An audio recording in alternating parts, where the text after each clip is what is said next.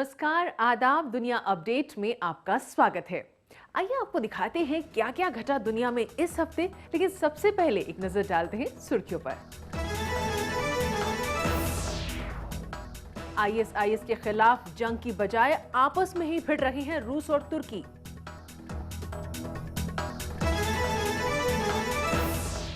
Christmas आने में कई दिन बाकी, लेकिन पूरी दुनिया पर अभी से चढ़ा है क्रिसमस का खुमार।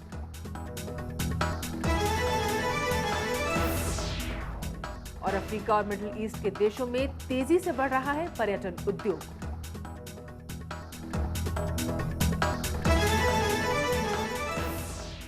आतंकवादी संगठन आईएसआईएस के खिलाफ चल रही पश्चिमी देशों की मुहिम को झटका लगा है। रूस और तुर्की में जबानी जंग छिड़ गई है। दरअसल कुछ दिनों पहले तुर्की के लड़ाकू विमानों ने रूस के सैन्य विमान को मार गिराया। इसके अलावा रूस का एक हेलीकॉप्टर भी सीरियन विद्रोहियों के हमले का शिकार हो गया। रूसी राष्ट्रपति व्लादिमीर पुतिन ने इसे पीठ में छुरा घोंपने जैसी कार्रवाई बताया है और तुर्की पर आतंकवादियों की मदद का इल्जाम लगाया है। वहीं अमेरिका ने तुर्की का पक्ष लेते हुए कहा है कि तुर्की को अपने हवाई क्षेत्र की सुरक्षा का पूरा हक है। रूसी राष्ट्रपति व्लादिमीर पुतिन इन दिनों खासे नाराज हैं। चंद रोज पहले ही रूसी विमान को तुर्की के F-16 लड़ाकू विमानों ने मार गिराया। हालांकि इस हमले में दोनों रूसी पायलट जिंदा बच गए। पुतिन का कहना है कि ये विमान सीरिया में उड़ान भर रहा था, जबकि तुर्की की दलील है कि रूसी जहाज ने बार बार उनकी हवाई सीमा का उल्लंघन किया है। विमान गिराने से पहले उसे कई बार चेतावनी भी दी गई थी, लेकिन रूसी पायलट्स ने इस चेतावनी पर जरा भी ध्यान नहीं दिया। पुतिन ने तो ये भी कह दिया कि तुर्की आतंक के खिलाफ जंग नहीं लड़ रहा, बल्कि वो तो उल्टा आतंकवादियों का ही साथ दे रहा है। This accident is a kind of serious testing for relations not only between Russia and Turkey, which are not in the best condition in the last months, but as well as a relationship with NATO, because it's absolutely clear that some people in NATO will use this accident as one more argument that there is existing of Russia threat for NATO members. रूस और तुर्की के बीच तनातनी में America भी कूद पड़ा है। अमेरिकी राष्ट्रपति बराक ओबामा तो खुलकर तुर्की के समर्थन में आ गए हैं। दरअसल तुर्की नेटो गठबंधन का अहम सदस्य है और अमेरिका भी इस गठबंधन का हिस्सा है। इसलिए तुर्की का साथ देना उसकी मजबूरी भी है और जरूरत भी। ये बात जग जाहिर है कि आतंक के खिलाफ कार्रवाई को लेकर अमेरिका और रूस के बीच गहरे मतभेद हैं। दोनों कई बार एक दूसरे पर इल्जाम तराशी कर चुके हैं, लेकिन इस बार ये मामला काफी पेचीदा हो गया है। Turkey, like every country, has a right to defend its territory and its airspace. I think it's very important right now for us to make sure that both the Russians and the Turks are talking to each other, find out exactly what happened, and take measures to discourage any kind of escalation. ISIS के खिलाफ जंग में रूस इन दिनों पूरी शिद्दत के साथ जुटा हुआ है। रूसी यात्री विमान को कुछ दिन पहले बम धमाके में मार गिराए जाने के बाद से रूस ने हमले तेज कर दिए हैं। रूसी विमान आतंकों के ठिकानों पर जो बम गिरा रहे हैं, उन पर लिखा है कि ये रूस का बदला है। ऐसे में जब तुर्की ने उसके विमान को निशाना बनाया है, तो देखना होगा कि कहीं नाराज रूस तुर्की के खिलाफ ही सैन्य अभियान न शुरू कर दे। देखना होगा कि अब रूस का अगला कदम क्या होता है। अब वक्त है एक ब्रेक का।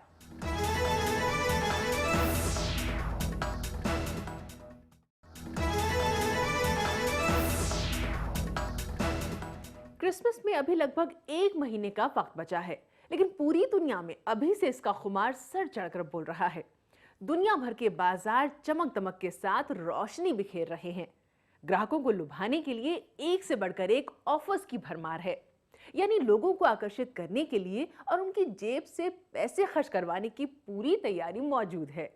यूरोप में भले ही सर्दी का सितम बरपा हो, लेकिन इससे लोगों के उत्साह में कोई कमी नहीं आई है। क्रिसमस जैसे जैसे नजदीक आ रहा है, लोगों का उत्साह बढ़ता ही जा रहा है। पूरी दुनिया क्रिसमस के रंग में सराबोर है। यूं तो क्रिसमस में अभी कई दिन बाकी हैं, लेकिन तैयारियां 1 महीने पहले से ही शुरू हो गई हैं। पूरी दुनिया इस चमक दमक में सराबोर नजर आ रही है। पेरिस शहर भले ही कुछ दिन पहले आतंकवाद के खतरे का शिकार हुआ हो, लेकिन फिर भी यहाँ क्रिसमस के जश्न में कोई कमी नहीं आई है। गम और शोक को पीछे छोड़कर पेरिस क्रिसमस के रंग में रंगा नजर आ रहा है। तुम जीने से नहीं रोक सकते।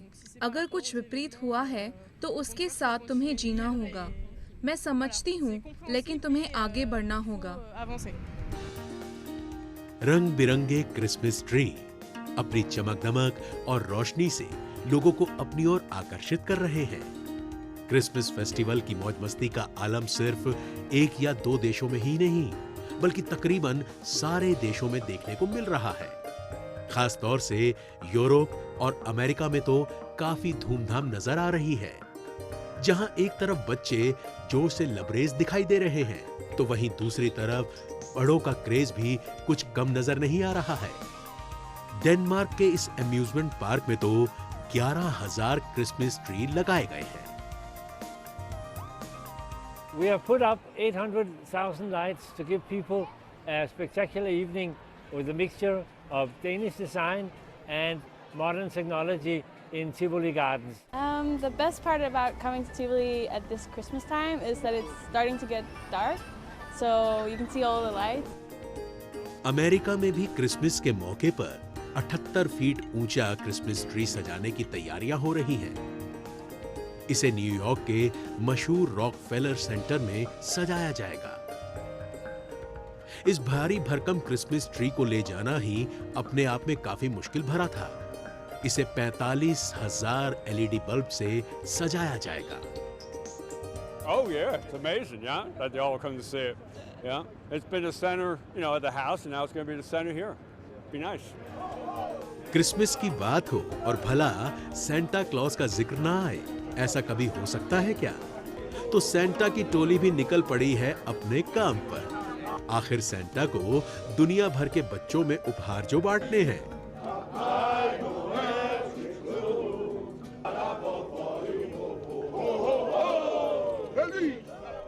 इसलिए सेंटा कभी बस में सवार दिखाई पड़ते हैं, तो कभी लंबी समुद्री यात्रा पर।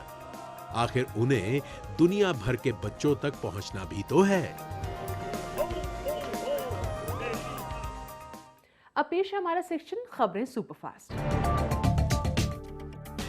ऑस्ट्रेलिया के न्यू साउथ वेल्स प्रांत में समुद्र तट पर जाने वालों को शार्क के हमले से बचाने के लिए ड्रोन और स्मार्ट ड्रम लाइनों का इस्तेमाल किया जाएगा। न्यू साउथ वेल्स सरकार के अनुसार इसका परीक्षण राज्य के उत्तरी तट से शुरू किया जाएगा। यहाँ पिछले 12 महीनों में बहुत से हमले हुए हैं। ऑपरेटरों को ड्रोन की तस्वीरें भेजेंगे जो जीपीएस को ऑर्डिनेट्स की मदद से शार्कों को ढूंढेंगे। यह कदम शार्क प्रबंधन रणनीति के तहत उठाए जा रहे हैं, जिसमें बैरियर और हेलीकॉप्टरों से निगरानी शामिल है।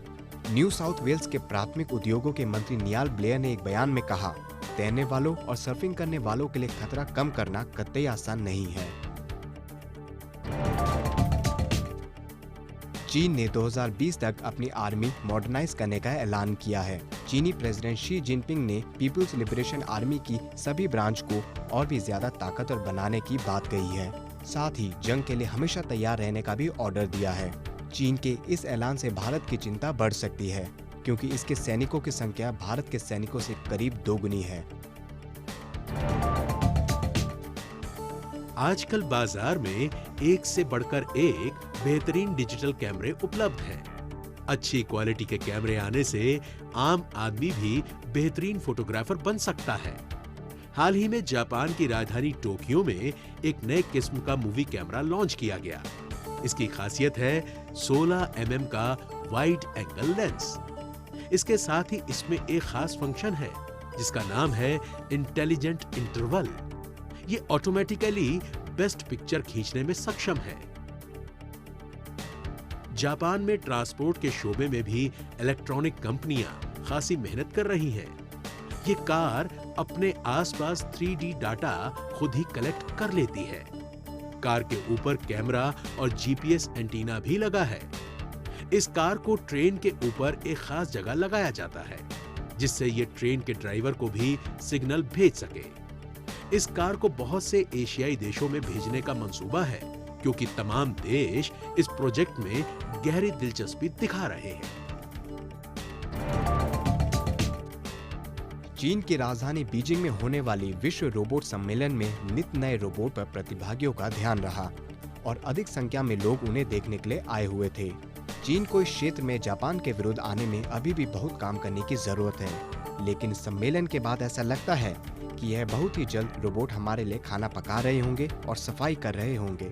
रोबोट बनाने वाली अंतर्राष्ट्रीय संगठन के अनुसार चीन पहले से ही औद्योगिकी रोबोट का दुनिया का सबसे बड़ा बाजार है। और यहाँ पर हम लेते हैं एक और छोटा सा break.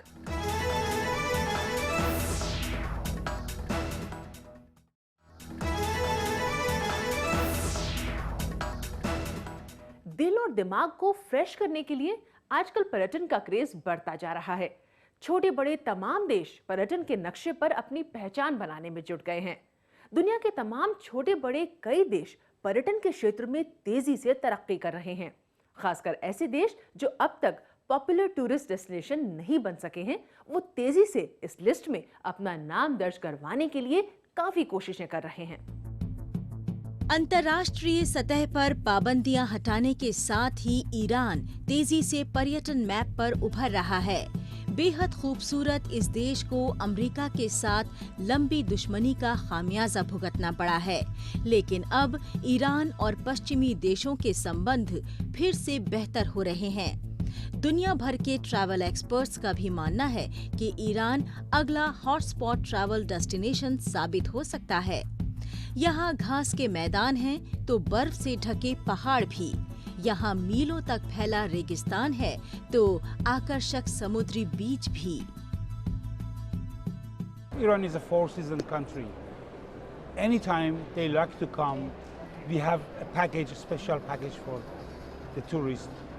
From northwest to southeast and from northeast to southwest. There is a variation of climate and diversity of nature we can offer in different seasons to our clients. पूर्वी एशिया में मौजूद इंडोनेशिया की पहचान दुनिया के सबसे बड़े मुस्लिम राष्ट्र के रूप में है, लेकिन ये देश पर्यटन के लिहाज से भी काफी खूबसूरत है। यहाँ मौजूद बाली द्वीप तो पर्यटकों की पहली पसंद रहा है, लेकिन हालिया दिनों में ज्वालामुखी के फटने की वजह से यहाँ काफी अफरा तफरी रही है। लेकिन अब इस इलाके में सक्रिय ज्वालामुखी भी पर्यटकों के आकर्षण का केंद्र बनते जा रहे हैं। दूर दराज से पर्यटक पूरी जावा प्रांत पहुँच रहे हैं। इसे वोल्केनो टूरिज्म का नाम भी दिया जा रहा है। मैं जाते रिजो गांव में रहता था और पैक कारखाने में काम करता था, जो कीचड़ से नष्ट हो गया। उसके बाद अब मैं मोटरसाइकिल का गाइड के रूप में काम करता हूं। अफ्रीकी देश इजिप्ट, जिसे मिस्र भी कहा जाता है, हजारों साल से पर्यटकों के आकर्षण का केंद्र बना रहा है। यहाँ मौजूद पिरामिड और ममी तो पूरी दुनिया के लोगों में कौतूहल पैदा करते आए हैं, लेकिन पिछले कुछ वक्त से मिस्र में हालात बेहतर नहीं हैं। इसका खामियाजा यहाँ की टूरिज्म इंडस्ट्री को भुगतना पड़ रहा है। फिर भी मिस्र के लोगों को और यहाँ की हुकूमत को उम्मीद है कि हालिया आतंकवादी घटनाओं के बावजूद यहाँ पर्यटन में कमी नहीं आएगी।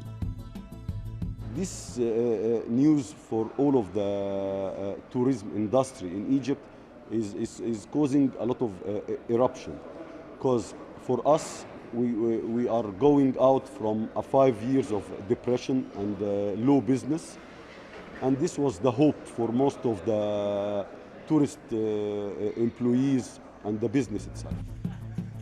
टूरिज्म के लिहाज से अफ्रीकी देशों में भी काफी क्षमता है, लेकिन फिर भी ये देश अभी तक पर्यटकों के बीच उतने मशहूर नहीं हो सके हैं। तंजानिया, ट्यूनीशिया, नाइजीरिया और ऐसे बहुत से देश हैं जो बेहद खूबसूरत हैं और काफी सस्ते भी। लेकिन फिर भी आतंकवाद और बेहतर कनेक्टिविटी के ना होने के कारण यहाँ पर टूरिस्ट आना पसंद नहीं करते। लेकिन अब ये देश भी ऐसी कोशिशों में जुट गए हैं जिससे कि दुनिया भर से लोग आकर अफ्रीका की खूबसूरती का भी दीदार कर सकें। अब बारी है हमारे सेक्शन ग्लैमर अपडेट की।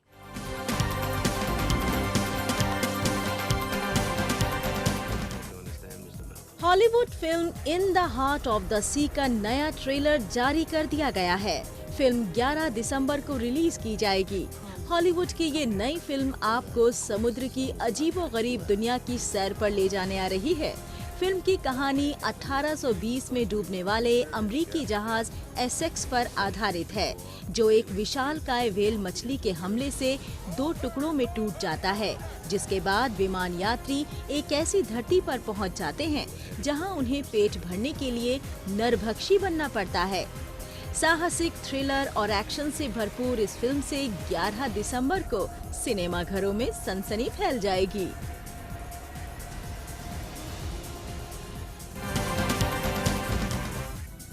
हॉलीवुड स्टार्स ब्रैड पिट और एंजेलिना जोली की जोड़ी इन दिनों फिल्म बाय द सी को लेकर सुर्खियों में है। इस फिल्म का निर्देशन एंजेलिना जोली ने किया है। ये दोनों ही इस फिल्म में एक कपल के तौर पर ही नजर आए हैं।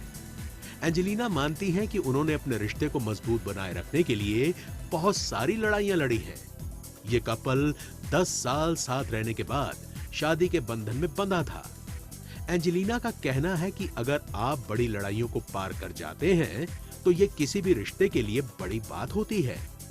इसी से रिश्ते की मजबूती का अंदाजा होता है। मैं 40 साल की हो गई हूँ, वो 52 साल के हैं, मगर मुझे खुशी होगी कि मैं भी 50 साल की हो जाऊं और पिट भी 60 के ऊपर हो जाए। हॉलीवुड स्टार जूलिया रॉबर्ट्स की खूबसूरती के दीवाने तो दुनिया भर में मौजूद हैं, मगर जब बात छुट्टियां बिताने की हो तो माजरा कुछ अलग ही हो जाता है। जी हाँ, 48 वर्षीय एक्ट्रेस जूलिया का कहना है कि इस मामले में वो और उनका परिवार पारंपरिक तरीका ही अपनाता है। वो ज्यादातर समय अपने किचन में खाना पकाते हुए ही बिताती हैं। छुट्टियों में ये करना उन्हें खूब पसंद है, क्योंकि जब बाहर सर्दी हो और अंदर आप आग जलाकर बैठे हो तो उसका एक अलग ही मजा होता है और उनके जीवन में खुशी लाने का ये एक माध्यम भी है। अभिनेत्री क्रिस्टन स्टीवर्ट का कहना है कि वो लोगों की सलाह पर ज्यादा ध्यान नहीं देती, क्योंकि वे अपने हिसाब से काम करना चाहती हैं। एक अंग्रेजी मैगजीन को दिए गए इंटरव्यू में उन्होंने कहा कि मैं बहुत खुश हूँ। मुझे ऐसा लगता है कि मुझे अन्य लोगों की सलाह पर ध्यान नहीं देना चाहिए, इसलिए मैं अपने हिसाब से काम करती हूँ। मेरे करियर की शुरुआत में बहुत सारे लोग मुझे सलाह देते थे कि क्या करना चाहिए। इतने लोगों की बातें सुनकर काम करना बहुत मुश्किल हो जाता था, लेकिन अपने करियर की ऊंचाई पर पहुंचने के लिए कुछ चीजों को बदलना पड़ता है। Reality TV star Kylie Jenner और बॉयफ्रेंड रैपर तियागा का ब्रेकअप हो गया है। हाल ही में ये दोनों एक दूसरे के बेहद करीब नजर आए थे, मगर अचानक खबरें आ रही हैं कि दोनों ने अपने रास्ते अलग अलग कर लिए हैं। हाल ही में काइली अपने ऑस्ट्रेलियन हॉलिडे से लौटी थीं। करदाशियां की ओर से बनाए गए दबाव के कारण ये कदम उठाया गया है। हाल ही में तियागा ने अपना 26वां जन्मदिन मनाया था, जिसके सेलिब्रेशन के दौरान भी काइली नजर नहीं आई थी।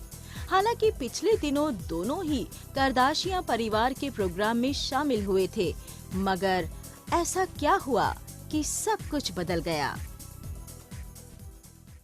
तो ये था दुनिया अपडेट। अगले हफ्ते फिर हाजिर होंगे और खबरों के साथ। तब तक के लिए दीजिए इजाजत। नमस्कार, खुदा हाफिज।